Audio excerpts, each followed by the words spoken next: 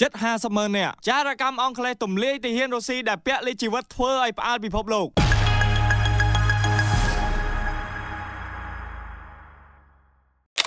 សង្គ្រាមរុស្ស៊ីនិងអ៊ុយក្រែនដែលអូសបន្លាយពេលជាង4ឆ្នាំមកនេះនៅតែបន្តឆាបឆេះយ៉ាងក្តៅគគុកនិងគ្មានសញ្ញាថយចុះទាល់តែសោះប៉ុន្តែអ្វីដែលធ្វើឲ្យពិភពលោកកំពុងសាឡាំងកាំងបំផុតនោះគឺការទម្លាយព័ត៌មានសម្ងាត់ចុងក្រោយបង្អស់ពីសំណាក់មេចារកម្មកម្ពុជារបស់អង់គ្លេសកាលពីថ្ងៃពុធទី27 ខែឧសភាឆ្នាំ2026ម្សិលមិញនេះលោកស្រី Annie Case Butler ដែលជានាយកទីភ្នាក់ងារចារកម្មដ៏មានឥទ្ធិពល GCHQ បានធ្វើការទម្លាក់គ្រាប់បែកព័ត៌មានដ៏រំភើបមួយថាទាហានរុស្ស៊ីជិត50,000 នាក់ទៅហើយត្រូវបានសម្លាប់នៅក្នុងសមរភូមិចាប់តាំងពីពេលដែលសង្គ្រាមនេះចាប់ផ្ដើមផ្ទុះឡើងមិនត្រឹមតែរឿងបាត់បង់ជីវិតទាហាននោះទេមេចារកម្មអង់គ្លេសរូបនេះក៏បានចោទប្រកាន់វិមានក្រមឡើងចំថាបាននឹងកំពុងបើកយុទ្ធនាការសង្គ្រាមកូនកាត់ឬ Hybrid Warfare និងរៀបចំផែនការស៊ើបការសម្ងាត់ជាបន្តបន្ទាប់នៅលើទឹកដីអង់គ្លេសក្នុងគោលបំណងវាយប្រហារប្រឆាំងនឹងចក្រភពអង់គ្លេសនិងបណ្ដាប្រទេសដែលជាសមាជិករបស់អង្គការ NATO ថែមទៀតផងនេះបើយោងតាមការចេញផ្សាយដោយសារព័ត៌មាន BBC